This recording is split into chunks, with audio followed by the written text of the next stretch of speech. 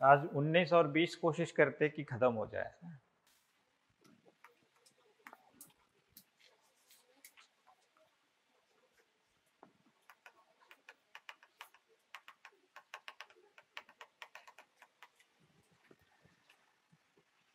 इसमें 6 democratic rights दिए हुए हैं, लोकतांत्रिक अधिकार हिंदी में कहते हैं। 6 लोकतांत्रिक अधिकार दिए हुए हैं इसमें, जो भारत के सभी नागरिकों को गारंटी की गई है।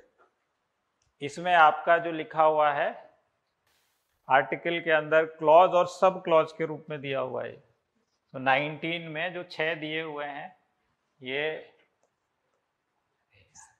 एक्सीडेंटल बहुत होता है यार, थोड़ा दूर से लिखना पड़ेगा। ऐसा है पहला,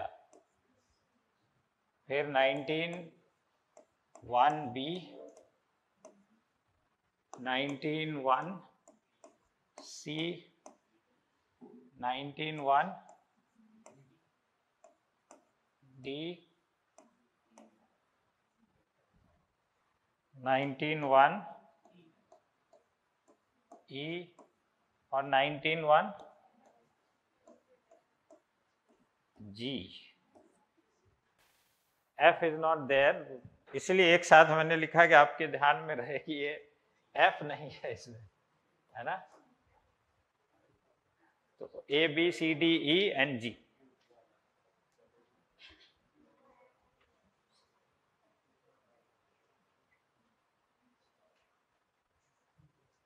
One A is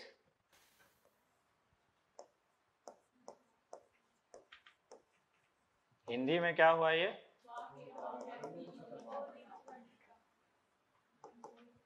वाक स्वतंत्रता और अभिव्यक्ति की स्वतंत्रता, बोलने और अपने आप को एक्सप्रेस करने।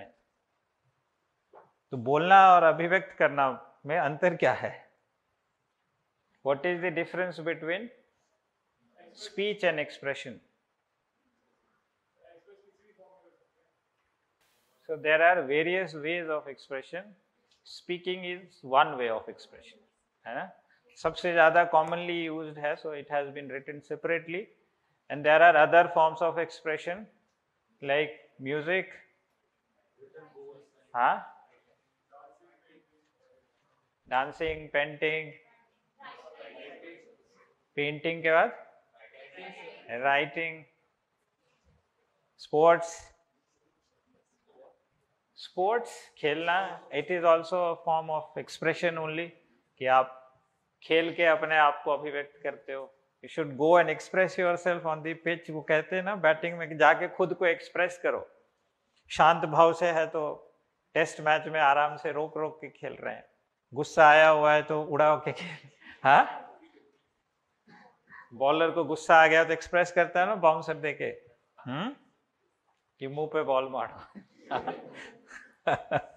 So that is also a form of expression only. और सुप्रीम कोर्ट ने ये कहा है कि दिस इज, तो क्या कहे, अनुच्छेद 21 में जो राइट टू लाइफ है उसका ये अभिन्न अंग है, इनएलिएनेबल एडजंक्ट टू द आर्टिकल 21। कि आपको ऐसा बैठा दिया कि बैठ जाओ, बोलना ही नहीं है तुमको। So this will amount to the violation of article 21। तो बिना वाक स्वतंत्रता के कोई जीवन नहीं है। तो बात नहीं कर पाए या गॉसिप नहीं कर पाए, हाँ, तो जीवन का आनंद समाप्त हो जाएगा। इसलिए सुप्रीम कोर्ट ने कहा कि अनुच्छेद 21 के अंतर्गत ये जीवन के अधिकार से अविभाज्य रूप से जुड़ा हुआ है, इनएलिएनेबल, है ना। एलिनेशन पता है या नहीं वर्ड? अकेलापन, जो जिसको हिंदी में कहते हैं, है ना, एलिनेट कर दिया, एलिनेशन। तो इनएलिएनेबल मतलब सेपरेट नहीं किया जा सकता है, उसको अकेला करके नहीं देख सकते। शुरू में मैंने बोला था ना कि इंग्लिश इतनी कठिन भाषा नहीं है, अगर आप तोड़ तोड़ के शब्दों को समझोगे तो it is a very easy language. Hindi तो आसान है ही, क्योंकि हमारी मातृभाषा है तो वो ज्यादा समझते हैं, लेकिन जब शब्द आते हैं तो वो भी कठिन लगने लगता है, क्योंकि उसको हम ब्रेक नहीं कर पाते हैं। अविभाज्य, यहाँ पे इनएलिनेबल की हिंदी है अविभाज्य, जिसका विभाजन ना किया जा सके। इसमें जो तात्पर्य निकाले गए हैं, इसके इन्फरेंसेस जो ड्रॉ किए गए हैं, कि व्यूज जो आप एक्सप्रेस कर सकते हो वो अपना व्यू भी एक्सप्रेस कर सकते हैं, expressing own views and opinions freely and openly, choosing any conceivable medium, and according to Supreme Court, sports is also a part of expression only, a form of expression only. So उससे आप अपने आप को self express करते हो, तो आप अपना जो भी व्यूज है उसको किसी भी फॉर्म में एक्सप्रेस कर सकते हैं, and definitely with reasonable restrictions. ऐसा नहीं कि कुछ भी व्यू आया और बोल दिया, तो उससे हेट्रेड नहीं फैलना चाहिए, किसी का डिफेमेशन नहीं होना चाहिए, किसी और का राइट उससे वायलेट तो नहीं हो रहा है, तो ऐसा कुछ नहीं बोलना है आपको। नेशनल सिक्योरिटी पे खतरा ना हो, ऐसा कुछ ना बोले विच अमाउंट्स टू दी देशद्रोह, राष्ट्रद्रोह की श्रेणी में ना आ जाए। तो बोलना है, लेकिन सेंसिबल बोलना है, जो बोला जा सकता है वही बोलना है। तो व्यूज आपके बैलेंस होने चाहिए, एक्सट्रीम व्यूज नहीं होने चाहिए, नहीं तो उसमें फिर पीनल प्रोविजन होता है कि हेट्रेड फैलाया या किसी को डिफेम कर दिया, तो वैसी स्थिति में आपको सजा हो सकती है। और स्पोर्ट्स, अगर कभी पीटी में पूछ दिया है कि स्पोर्ट्स जो है वो किस आर्टिकल से संबंधित है, तो 19(1)(a will be the answer. Confidently उस पर आप टिक लगा सकते हो या गोला भर सकते हो। 19(1)(a यहाँ लिखा है ना, ऐसा लिखिए उसको, एक का हिंदी में शायद होगा। दूसरा इन्फ्रेंस है कि ना सिर्फ अपना view, expressing views and opinions of others as well, यानी दूसरे का व्यू मैंने आपसे जान लिया और वो व्यू मैंने बताया कि ये भी व्यू एक होता है। इससे आपका फ्रीडम ऑफ प्रेस इम्प्लिसिट है इसमें, कि जिसमें हम बहुत सारे व्यूज को पब्लिश करते हैं। तो freedom of press is also related to 19(1)(a only. और यहाँ इन्फ्रेंस जो है कि सिर्फ अपना ही व्यू आप एक्सप्रेस नहीं कर सकते हो, दूसरे का व्यू भी आप एक्सप्रेस कर सकते हो। और अपना व्यू बनाने के लिए what do you need? You need information. So right to information also comes from this only. So वहीं से इन्फ्रेंस ड्रॉ किया जाता है कि पहले आपको फैक्ट पता होने चाहिए। फैक्ट पता तभी होंगे जब आपके पास एक्सेस टू द इंफॉर्मेशन होगा। उसी के लिए फिर इस चीज को लागू करने के लिए राइट टू इंफॉर्मेशन एक्ट आया। उसके तहत आप जानकारियां प्राप्त करते हो, जानकारियों को एनालाइज करते हो, समझते हो, फिर अपना views on the basis of that information आप एक्सप्रेस करते हो। इसके अलावा right to have political dissent, यानी राजनीतिक व्यू जो है वो भी रखने का आपको अधिकार 19(1)(a में है। And it is not limited by the geographical और पॉलिटिकल बॉर्डर, यानी ऐसा नहीं कि सिर्फ भारत में ही आप अपना राजनीतिक व्यू मत रख सकते हो, भारत के बाहर भी ये अधिकार आपको प्राप्त है कि वहां भी भारत सरकार आपके इस अधिकार की रक्षा करने का प्रयास करेगी।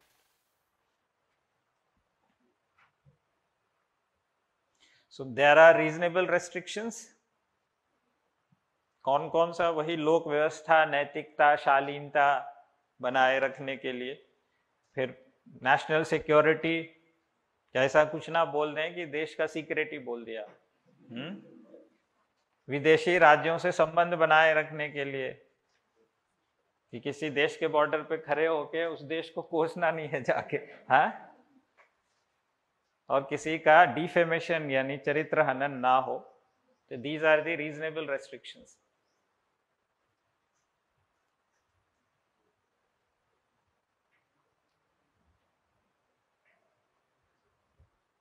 सेकेंड 19(1)(b इज, अब बोलेंगे तो किसी के सामने बोलेंगे, तो असेंबली का अधिकार आपको दिया हुआ है कि आप को राइट टू असेंबल, हिंदी में क्या बोले इसको, शांतिपूर्ण वह निरायुध सम्मेलन करने का अधिकार। निरायुध मतलब, आयुध मतलब हथियार होता है ना। आयुध फैक्ट्री होगी ना आपके यहाँ, है भी ऑर्डिनेंस फैक्ट्री, उसका बोर्ड पढ़ा है ना, क्या लिखा हुआ है? आयुध निर्माणी क्या कारखाना, फैक्ट्री हिंदी में लिखा हुआ है, ठीक, खमरिया में। तो वही आयुध से निरायुध बना है। तो पीसफुल, शांतिपूर्ण एंड अनआर्म्ड, विदाउट आर्म्स, निरायुध, वैसा सम्मेलन करने का अधिकार है। इसके बाद मीटिंग करने का, सभा करने का, प्रोसेशन निकालने का, रैली या जुलूस निकालने का अधिकार है। सो ये सारी चीजें पीसफुल रहेंगी, अनआर्म्ड रहेंगी और day to day public life को वो हिंड्रेंस क्रिएट ना करती हो, वैसी रहेंगी। Here also there are reasonable restriction that can be posed, कि अगर ऐसा लगे कि आपके वैसा करने से स्थिति बिगड़ जाएगी तो धारा 144, कर्फ्यू, इस तरह के रेस्ट्रिक्शंस लगाए जा सकते हैं ऑन रीजनेबल ग्राउंड्स, कि इससे शांति व्यवस्था बिगड़ जाएगी या कुछ ऐसा दंगा हो जाएगा। तो पहला वाक स्वतंत्रता, अभिव्यक्ति। दूसरा वाक स्वतंत्रता को एक्सप्रेस करने के लिए भीड़ जुटा लेना, सम्मेलन कर लेना, सभा कर लेना। अब आपकी बात से जो लोग सहमत हो गए उसको मिला के अपना एसोसिएशन बना लेने का अधिकार 1C में है आपके पास। So right to form association, so this is assembly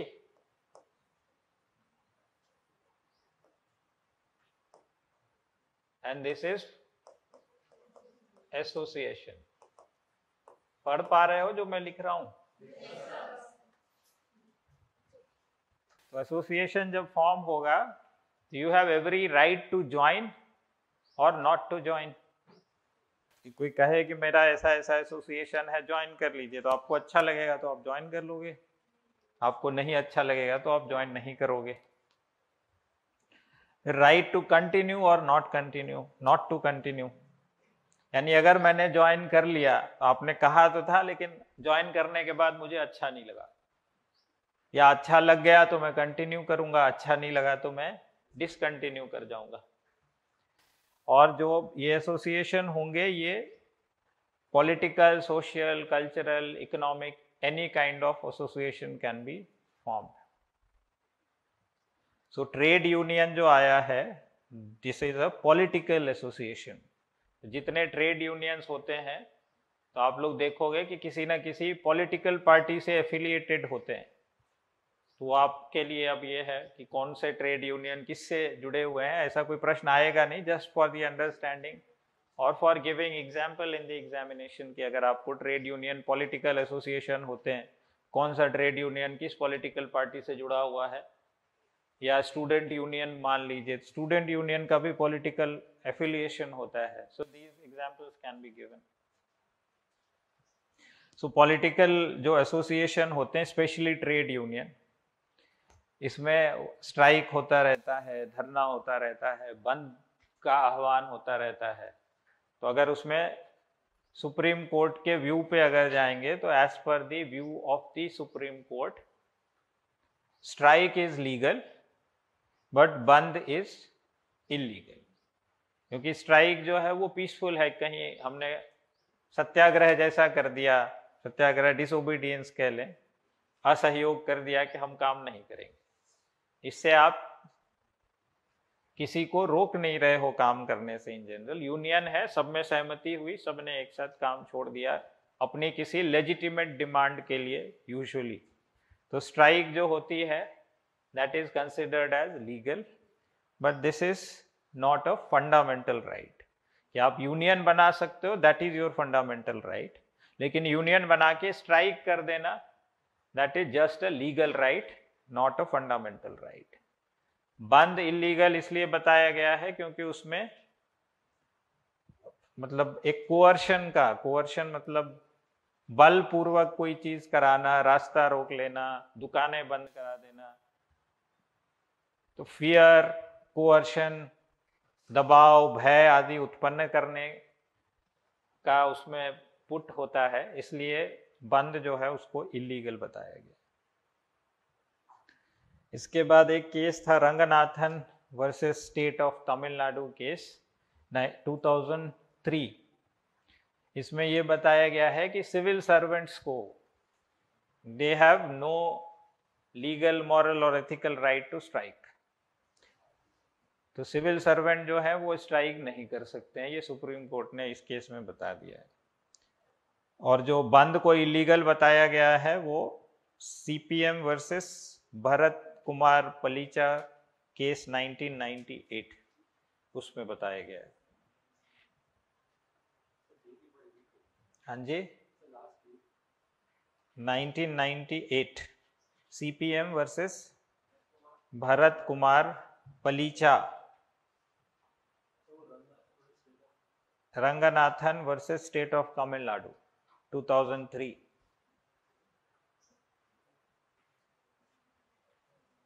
तो रंगनाथन वाले में सिविल सर्वेंट के लिए कहा गया है कि they don't have any moral, legal और एथिकल राइट टू स्ट्राइक।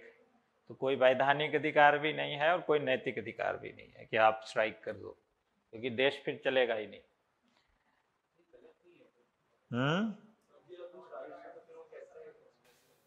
मत आओ सिविल सर्विस में। हाँ, गलत कैसे है? आपको पहले से पता है कि इस सेवा में जाएंगे तो स्ट्राइक नहीं कर सकते, फिर आप सेवा में आए हो, अब स्ट्राइक करने का मन है तो इस्तीफा दे, यूनियन ज्वाइन कर लीजिए, कोई नीचे वाला या ऊपर वाला, और फिर स्ट्राइक कर लीजिए। तो गलत कुछ भी नहीं है, जस्ट सोचने वाली बात है कि आप पहले आ गए सारी शर्तें पढ़ के कि अच्छा इसमें जाएंगे तो सैलरी इतनी मिलेगी, पेंशन इतना मिलेगा, और हम हड़ताल नहीं कर पाएंगे। अब ज्वाइन कर लिया, अब जिद करने की क्या बात कि अब मैं हड़ताल करूंगा, मेरी सैलरी बढ़ा दो। आपको तो पता था ना जब आपने ज्वाइन किया कि कितनी सैलरी रहेगी, करियर प्रोग्रेशन क्या होगा। ठीक है, कई बार कोई अनयूजुअल चीजें होती है कि महंगाई एकदम से बढ़ गई, ये उस समय आपने नहीं सोचा था, but that demand can be raised with legitimate means. क्या पिटिशन लिखिए, एप्लीकेशन लिखिए, और गवर्नमेंट समय समय पे इसलिए महंगाई भत्ता देती है कि ठीक है महंगाई बढ़ी है, accordingly you will get more भत्ता, है ना, डियरनेस अलाउंस जिसको कहते हैं। वही कह रहे हैं कि केवल स्वार्थी होने से काम नहीं चलता है कि अपना फायदा देखते रहो, देश को गड्ढे में डालो, ऐसा नहीं कर सकते ना। देश को पहले रखना है आपको। देश की सेवा के लिए तो आप सरकारी सेवा में आते हो कि स्वयं की सेवा के लिए आते हो? होना तो ये चाहिए, आते अलग ये है। तो पहला आइडियल सिचुएशन है कि आप कह के तो यही आते हो, इंटरव्यू में बोल के आते हो, और जब काम मिल जाता है तो फिर प्रायोरिटीज चेंज होने लगती है। ऐसा नहीं होना चाहिए कि आप जिस काम के लिए आए हो वो काम अगर ठीक से करोगे तो ही देश का विकास होगा, नहीं तो आपका विकास होगा लेकिन वो अवैधानिक विकास होगा, तो कभी भी फिर आप खतरे में भी पड़ सकते हो उससे। Right to form association can be restricted by the parliament by means of law. तो अगर संसद कानून बना के राइट टू फॉर्म एसोसिएशन रोकना चाहे किसी के लिए तो रोक सकती है ऑन रीजनेबल ग्राउंड्स। तो जैसे आर्मी के लिए रोक दिया, आर्मी एक्ट बना दिया कि आर्मी में एसोसिएशन फॉर्म नहीं हो सकता, एयरफोर्स में रोक दिया तो एयरफोर्स एक्ट बना दिया, नेवी एक्ट बना दिया, पुलिस एक्ट बना दिया। इन एक्ट्स के तहत ना आर्मी, ना एयरफोर्स, ना नेवी, ना police, they can not go into strike, they can not form any association. 1D आपका है मूवमेंट का कि कहीं भी आप throughout the territory of India, right to freedom of movement, no part of India shall be inaccessible for movement. अबाध संचरण, कि कहीं भी चले जा रहे हैं, यहाँ कन्याकुमारी से चलना शुरू किया तो लेह लद्दाख तक कहीं आपको रोका नहीं जाएगा। चेकिंग होना इज नॉट रोकना, देश की सुरक्षा के लिए चेकिंग की जाती है कि भाई आप भारत के वो सही जा रहे हो, कोई चीज कैरी तो नहीं कर रहे ऐसा जिससे जाके आप वहां गड़बड़ी फैलाओगे, कोई स्मगलिंग तो नहीं कर रहे, किसी की बाइक चुरा के तो नहीं निकल गए कि कन्याकुमारी से चुराई सीधा लेह लद्दाख में पहुंच गए। हाँ, तो उसको ये नहीं कहेंगे कि मेरा अबाध संचरण रोक दिया, है ना। उसको तो आपका फंडामेंटल राइट जरूर है अबाध संचरण का, लेकिन आपको वहां पहुंचने से रोका नहीं जाएगा, बीच में चेकिंग हो सकती है। तो अबाध, हाँ क्या, देर आर रीजनेबल रेस्ट्रिक्शंस। वो माइंड में हमेशा रहे कि अच्छा यहाँ नहीं जा सकते। अरे क्यों नहीं जा सकते? क्योंकि वो जनजाति की सुरक्षा के लिए जरूरी है। बॉर्डर पे को बॉर्डर पे क्यों नहीं जा सकते? देश की सुरक्षा के लिए जरूरी है। फिर कहोगे कि पहाड़ की चोटी पे क्यों नहीं जा सकते ऐसे ही उठ के? आपकी सुरक्षा के लिए जरूरी है। हाँ, तो जो भी है सब कुछ रीजनेबल आपको रोका जाएगा जहां आप अनरीजनेबल हो जाओगे। So you have to be reasonable all the time and you have to be balanced all the time. Extreme में नहीं हो, कोई भी चीज एक्सट्रीम में अलाउड नहीं है। तो कहीं पे ये होता है ना कि यहाँ वाहन नहीं ले जा सकते, पैदल जाना पड़ेगा, जबकि आबाद का मतलब ये है कि कैसे भी जा सकते हैं, मतलब साधन कोई भी हो सकता है मेरा मोड। तो इसका मतलब ये नहीं है कि आप कहोगे कि मैं पहाड़ पे बाइक से चढ़ा दूंगा तो ऐसा नहीं कर सकते। या बहुत भीड़ होती है, बहुत सकड़ी गली है, वो नो व्हीकल जोन है, तो कहोगे कि नहीं मेरा फंडामेंटल राइट है कि मैं कैसे भी जा सकता हूं, तो मैं इसमें गाड़ी तो घुसाऊंगा because this is violation of fundamental right. Are you getting my point? है ना। तो कभी भी, हाँ जी, तुम इधर आओ, आगे बैठो यहाँ बैठो, तुम आगे आगे बैठो, जोर से बोलो ना।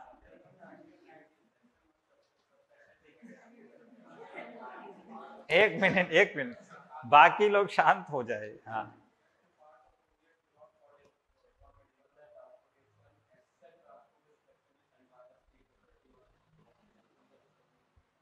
क्या मतलब है? आप खुद समझाओ मुझे, क्या बोलना चाह रहे हो? हाँ आइए आगे। नहीं सुन पा रहा हूं मैं, इसलिए नहीं समझ आ रहा। हाँ आप बोलिए कि मैं वहां आऊंगा तो मैं फ्रेम से बाहर हो जाऊंगा, इसलिए मैं नहीं आ रहा, otherwise I would have come. अगर डिफाइन करेंगे, हाँ चलिए गुड नॉट वेरी रिलेवेंट, ठीक है। एग्जाम में हम लोगों के लिए जो इंपॉर्टेंट है, मतलब every line is not important, whatever is written in the book or in the bare act, it is to explain things in details. In examination we are expected to understand basic things कि 1D क्या कह रहा है, तो ठीक है 1D is right to free movement, हम freely कहीं भी जा सकते हैं। कहीं भी जाने का मतलब, फ्रीली का मतलब जो निर्बाध शब्द है उसका मतलब है कहीं भी, मतलब प्लेस, एनीवेयर, कभी भी मतलब कि time, any time we can go, और कैसे भी मतलब mode of transportation can be anything, उसमें मुझे कोई रोकेगा नहीं, but there will be reasonable restrictions. So that is good enough. इससे नीचे आगे जाने की आपको आवश्यकता ही नहीं है इसमें, है ना। जो समझने की जरूरत नहीं है, अगर मैंने कहा कि कोई बात नहीं तो मतलब उस बहुत इंपॉर्टेंट नहीं है, आप किताब में पढ़ो, अगर आपको इंपॉर्टेंट लगेगा तो you can add it to your notes. हाँ जी, देखिए है तो वो गलत, मतलब है, अगर आप strictly law point of view से यदि देखेंगे तो that can not be done, लेकिन उसको जब रिलीजन और कल्चर से जोड़ते हैं, so right now it may create problems. So जो एक थिंकिंग माइंड होगा, रीजनेबल माइंड होगा, वो कहेगा ठीक है जाने से अच्छा हो जाएगा, लेकिन नहीं जाने से अभी स्थिति ठीक है, तो अभी थोड़ा और इवॉल्व होने देते हैं mindset. When will be ready कि ज़्यादा एक्सेप्टेबिलिटी होगी, माइंड थोड़ा और हमारा और ये होगा, ब्रॉड होगा, फिर ऐसे चीज़ों पे डिसीजन लेंगे। तो चीज़ें डायनेमिक इसीलिए तो रखी गई हैं कि आज की स्थिति में हमारे लिए एक्सेप्टेड क्या है। Everything can not be written and there are customs and tradition जिसका सम्मान होना भी जरूरी होता है, इवन दो वो हमको on the face of it लगेगा कि ये इलीगल है। कोर्ट में जाएंगे भी तो कोर्ट भी कहेगी कि हाँ अलाउ होना चाहिए, बट उसके कारण बहुत बड़ा यदि लॉ एंड ऑर्डर क्रिएट हो रहा है, लोगों के जान पे बनाएगी, तो वैसे स्थिति में court is also ready to wait for the right time, है ना। तो कुछ विवादास्पद मुद्दे हैं, ये विवादास्पद मुद्दा है क्योंकि legally this is incorrect, anyhow this is not correct, but right now we are not ready to do that correct thing. तो कुछ चीजों को छोड़ देते हैं समय पे। तो there is a space and there is a time. Space और टाइम का कॉन्सेप्ट है, टाइम के साथ स्पेस चेंज होता रहता है। This space is an example कि आप अभी से 2 महीने पहले इस स्पेस को देखते तो इट वॉज समथिंग एल्स, मतलब प्लेस थोड़ा सा हिस्सा काम में आ रहा था, बाकी it was a dump yard kind of a thing. Right now with the transformation it has been put to a better use, and not just for you, it can be used by the school students as well. So आम के आम और हाँ, तो develop भी हो गया, आपका भी फायदा हो गया, स्कूल का भी फायदा हो गया, nobody has no objections। और सुबह बैठ के आप पढ़ ले रहे हो जब इस बिल्डिंग का और कोई यूज नहीं हो रहा है, जब इस बिल्डिंग का यूज होना होता है तो ये बिल्डिंग खाली हो जाती है। तो इस तरीके से आप चीजों को जब पर्सपेक्टिव में रखते हो, जो समय के साथ जब चीजें बदलेंगी और एक्सेप्टेबिलिटी बढ़ेगी, ज्यादा साइंटिफिक थिंकिंग और प्रिवेल करेगी, तो कई सारे इस तरह के मुद्दे जो होते हैं जहां चीजें सही और गलत में आप रख भी सकते हो लेकिन उसको प्रैक्टिस नहीं कर सकते, तो वो चीजें समय के साथ ही होंगी। कुछ चीजों में धैर्य रखने की जरूरत होती है। And the patience is the most important thing in your life। अगर कोई एक चीज आपको बहुत ज्यादा परस्यू करने की नीड होती है, that is the patience. You should have patience. हर चीज का समय होता है, उसी समय पे वो हो पाएगा। पेड़ आज लगाया तो फल हो सकता है वो 10 साल बाद ही दे, 5 साल में नहीं देगा वो। तो जिस प्रकार का पेड़ लगाया है उस हिसाब से आपको धैर्य रखना होता है। सीजनल फ्लावर लगाओगे तो आज लगाओगे, 5 दिन बाद फूल उसमें खिल जाएगा, लेकिन 10 दिन बाद वो सूख भी जाएगा। आम का पेड़ लगाओगे तो हो सकता है 5 साल लगे फल देने में। It depends on the variety, उस पर मत जाइएगा कि 1 साल वाला भी होता है। नॉर्मल वैरायटी में maybe it may take 5-10 years, लेकिन एक बार फल देना शुरू करेगा तो वर्षों तक चलेगा। तो जितना धैर्य रखते हैं फल भी उतना ज्यादा मिलता है। तो UPSC exam is test of your patience, कि जितना धैर्य रख के पढ़ेंगे। अब अभी यही पीटी देने चले जाएंगे तो कोई फल नहीं मिलेगा, because you are not mature enough, you are not prepared. मुझे अभी ये कहा गया था कि अभी हम फोकस कर लेते हैं, मई में पीटी है और फिर एमपी का भी कब एग्जाम है? एमपी का है। तो मैंने कहा नहीं, मैं तो ऐसे बच्चों को पढ़ा रहा हूं जो अगले साल एग्जाम देंगे। So I will not go for any specific date. Prepare अगर होना है तो हम तो धैर्य रख के पहले 1 साल खुद को प्रिपेयर करें, then we should start taking the examination, rather than एकदम रश करके चले गए और हर साल केवल पीटी की तैयारी कर रहे हैं या केवल मेंस की तैयारी। पीटी पास कर गए तो मेंस तैयार नहीं है। पीटी तो पास कर जाओगे किस्मत से, मान लिया गोला गोला भरा, सही ही गोला भर गया, हाँ किस्मत से भी पीटी पास हो सकते हैं ना, ये ऐसा अक्कर बक्कर करके भरा और वो गलती से सही तुक्का लग गया और पीटी पास हो गए। पास होने के बाद लगेगा अब क्या करें, अब तो कुछ नहीं आता मुझे। और मेंस ऐसा नहीं है कि जो आप 4 दिन में पढ़ के लिख दोगे। पीटी में गोला भर रहे हो अब एग्जामिनर क्या पता आपको गोला भरने से पहले आता था या नहीं आता था, तो वो तो मानेगा कि चलो गोला भरा मतलब सही, लेकिन मेंस में तो लिखना पड़ेगा ना। मेंस में स्पेलिंग भी आनी चाहिए, उसका मतलब भी आना चाहिए, तो उसकी तैयारी पहले होती है। इसलिए अभी पीटी के हिसाब से तो बिल्कुल नहीं पढ़ा रहे, आई होप कोई और भी ना पढ़ा रहा हो आपको, but my and everybody is clear thinking, whoever is successful in these examination, कि सबसे पहले prepare for the mains examination, get fully prepared for the mains first, then start thinking about the PT कि हाँ PT pass करना है, and it will take hardly 3-4 month. उसके बाद जब आप मेंस के लिए प्रिपेयर हो जाओगे, it will hardly take 3 to 4 months to get fully prepared for the PT and the entire examination. क्योंकि इंटरव्यू की तो कोई ऐसी तैयारी होती नहीं है, थोड़ी बहुत होती है, बट पर्सनैलिटी तो आपको धीरे धीरे इवॉल्व करने की नीड होती है, वो आज से ही है आपकी, कि भाषा पे काम कर लें, बॉडी लैंग्वेज पे काम कर लें, अपनी जुबान पे काम कर लें थोड़ा, कि अच्छी बातें ही निकले, झूठ ना बोलें, बहाने ना बनाएं। तो व्यक्तित्व तो यही है ना, कि क्या हम झूठ तो नहीं बोल जाते, जब दबाव पड़ता है और सत्य स्वीकार करेंगे तो डांट पड़ जाएगी, तो झूठ तो नहीं बोल जाते। तो that's your basic personality. Even तो कहाँ डाइग्रेस करा दिया मुझे, 20 पे कैसे खत्म होगा, टाइम भी खत्म हो गया आज।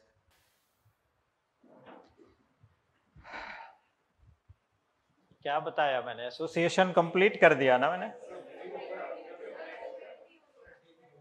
मूवमेंट पे थे हम लोग। फ्री मूवमेंट का मतलब होता है कभी भी, कहीं भी, कैसे भी, समय, स्थान, साधन आप चूज कर सकते हो, विथ रीजनेबल रेस्ट्रिक्शन। आपकी सिक्योरिटी मतलब पब्लिक ऑर्डर, मोरालिटी, डिसेंसी, ये सब जरूरी होता है।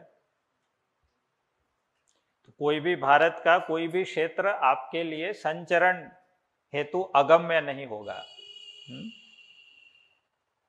इसके बाद नेक्स्ट जो है आपका ये है, अब इसमें रीजनेबल रिस्ट्रिक्शन में ये भी दिया हुआ है, in the interest of STs, scheduled tribes, जैसे अंडमान में निकोबार के बहुत सारे आइलैंड हैं जहां पे आप नहीं जा सकते,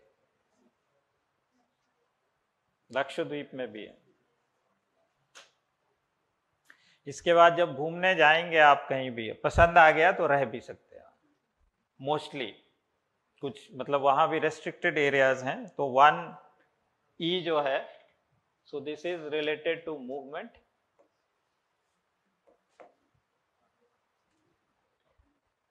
and this is related to settlement। घूमते घूमते अच्छा लग गया कि यहीं रहना है, and if you have money कि वहां खरीद सकते हैं property, and if you are allowed to purchase, so you can purchase और rent out the property and can stay there if you feel like. तो सेटलमेंट का भी अधिकार आपको दे दिया कि रह जाओ। सो 1D का ये कोरोलरी ही है एक तरीके से, उससे ही जुड़ा हुआ है कि आपको घूमते घूमते अगर कहीं जा सकते हैं तो कहीं रह भी सकते हैं, और कहीं, हाँ, सरकार हेल्प करेगी।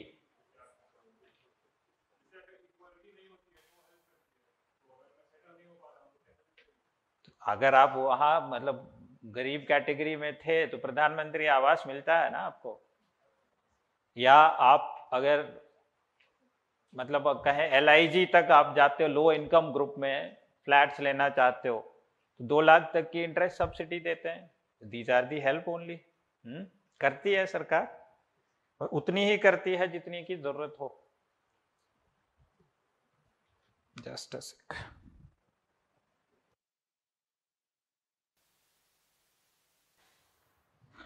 जैसा इन्होंने कहा कि रहने के लिए you need help, self help के लिए आपको बताया है कि आप कोई भी आजीविका कर सकते हैं वहां पे, जो काम आप करना चाहें। So you have right to choose any vocation, है ना।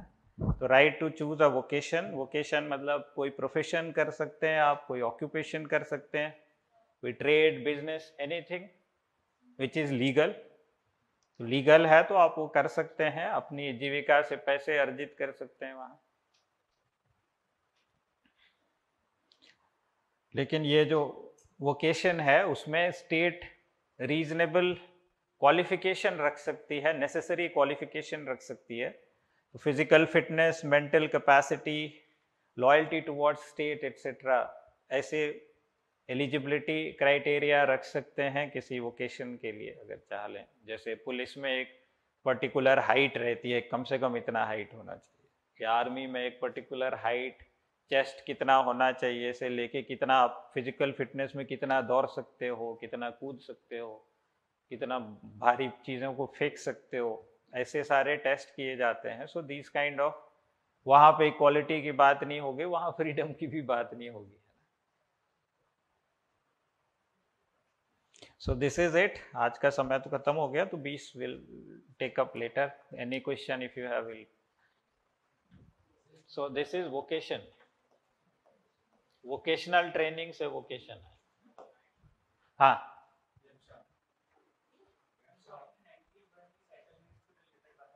हाँ,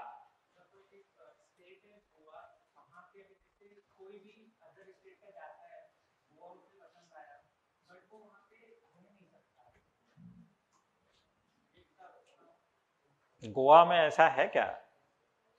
have you tried? I don't think so. You can get property in Goa, as per my information. हाँ,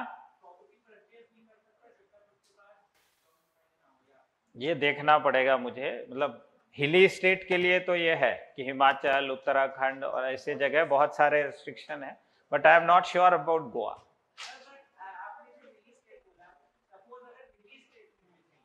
हाँ,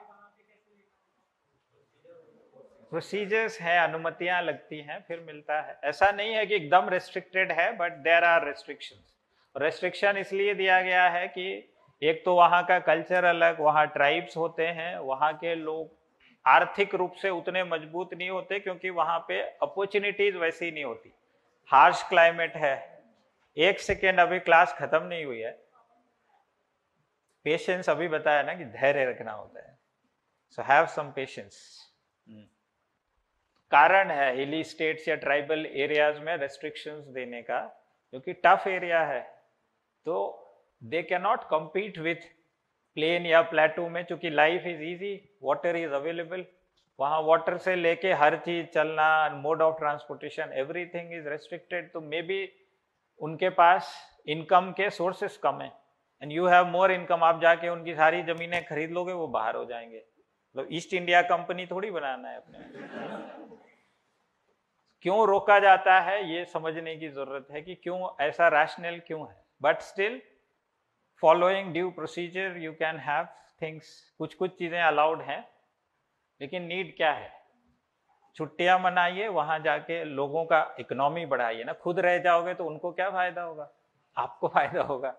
आप हॉलीडेज पे जाते हो, उनका होटल इंडस्ट्री है और बहुत सारी चीजें हैं जिससे उनका 90% आजीविका उसी से जुड़ी हुई है। गवर्नमेंट अलाउ कर देगी तो सब, पैसे की कमी तो है नहीं लोगों के पास, जाके हॉलीडे होम खुद बना लेंगे, तो वहाँ के आदमी तो फिर सर्विस क्लास में ही हो जाएंगे, केवल कि आपको सर्व कर रहे होंगे। They are not the owner of the property, they will become servant of the property. So to stop that, maybe in Goa as well, I don't know, I will have to check, I have never checked. So I'll check and I'll get back to you कि whether you can purchase property in Goa or not. What is your name and address? Give me, so I'll send IT people to your house. How come you can purchase property in Goa? Just kidding, don't worry about it.